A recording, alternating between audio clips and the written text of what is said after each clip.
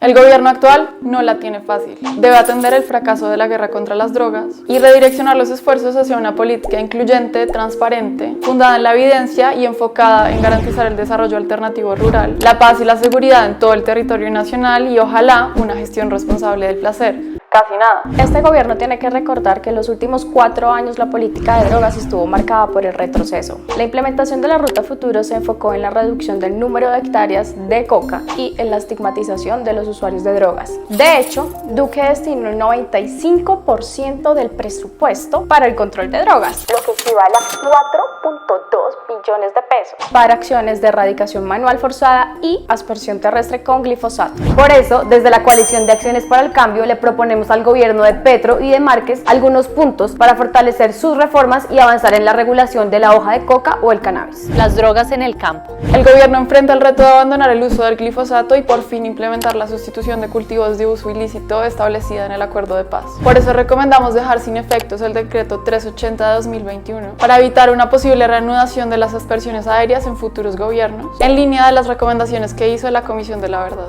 Además, necesitamos un blindaje jurídico antiglifosato para que esta política no sea retomada y poder redireccionar los recursos que se emplean en estos métodos de erradicación al fortalecimiento del Programa Nacional Integral de Sustitución de Cultivos Ilícitos. El gobierno debe tomar decisiones urgentes para evitar que el PENIS se convierta en un costoso fracaso. Por eso es clave retomar la visión del Acuerdo de Paz que entendió al PENIS como parte de la reforma rural integral, pues es evidente que el tránsito a las economías lícitas requiere un mejoramiento de las condiciones de vida de las poblaciones rurales. Los ajustes que se hagan al programa deben concertarse. Para eso se requiere reactivar las instancias de participación y los diálogos a nivel territorial. Agenda de paz y seguridad. El país atraviesa un contexto de aumento de la violencia, causado, entre otras cosas, por la regionalización de los enfrentamientos, el fraccionamiento de las estructuras criminales luego de la firma del Acuerdo de Paz y la persistencia de economías ilegales que alimentan las finanzas de actores armados. Este contexto de violencia también se expresa en la violencia y asesinato de líderes y lideresas sociales, particularmente aquellas que han impulsado el programa de sustitución.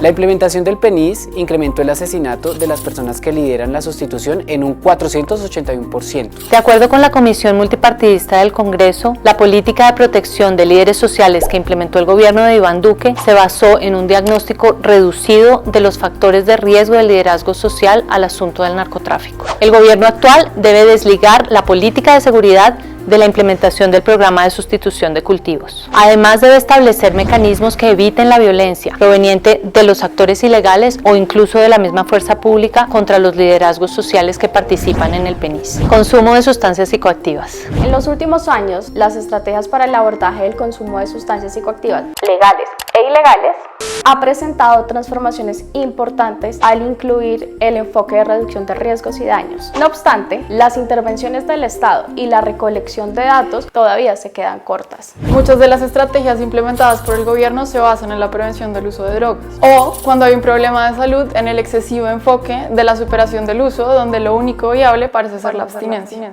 El reto que debe enfrentar este gobierno es implementar el enfoque de reducción de riesgos y daños, que incluye integralmente los enfoques de derechos humanos y de salud pública. Es necesario integrar con más fuerza el consumo de sustancias legales como la nicotina y el alcohol al discurso de la reducción de daños, la prevención y la atención. Estas son las sustancias que más afectan las finanzas del sistema de salud, la nicotina, y los indicadores de alto impacto social, el alcohol. Su legalidad no puede distraer la atención del daño que produce. Encarcelamiento. La política de prohibición de drogas ejerce una enorme presión sobre el sistema penitenciario, al privilegiar el uso del derecho penal para enfrentar los fenómenos de producción y tráfico de estupefacientes. El gobierno pasado se negó a implementar medidas alternativas al encarcelamiento. Este enfoque debe cambiar.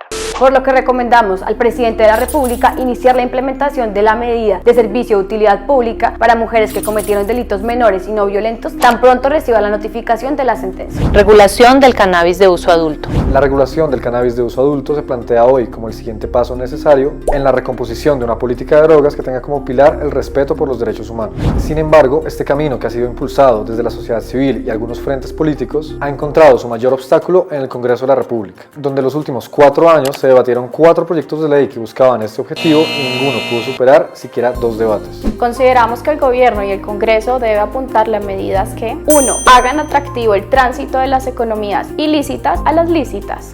2. Garanticen un mercado justo para las comunidades más afectadas por el prohibicionismo, como lo son las cultivadoras y los cultivadores, las personas condenadas por delitos relacionados con drogas y los usuarios de drogas. 3. Generen campañas para desestigmatizar el uso adulto de cannabis, pero que informen desde una perspectiva de reducción de riesgos y daños. Colombia en la escena internacional. Reformar la política de drogas nos proyecta en el escenario internacional. Colombia no es solo una ficha clave en el narcotráfico. También ha liderado la conversación para transformar el régimen internacional de prohibición. Sin embargo, en los últimos 4 años, el Estado mantuvo una posición estática en el ámbito internacional. Y no solo en política de drogas. Las relaciones con los estados vecinos estuvieron marcadas por una profunda postura ideológica. El reto para Petro y para Márquez va más allá de cambiar el discurso sobre los acuerdos internacionales que sustentan la prohibición. Necesitamos que se enfoquen en un nuevo consenso internacional con base en los siguientes puntos. Primero, la aceptación de que es imposible eliminar el consumo de sustancias psicoactivas mediante la represión. Y segundo, la prevalencia de los tratados y pactos de derechos humanos por encima de las políticas de drogas.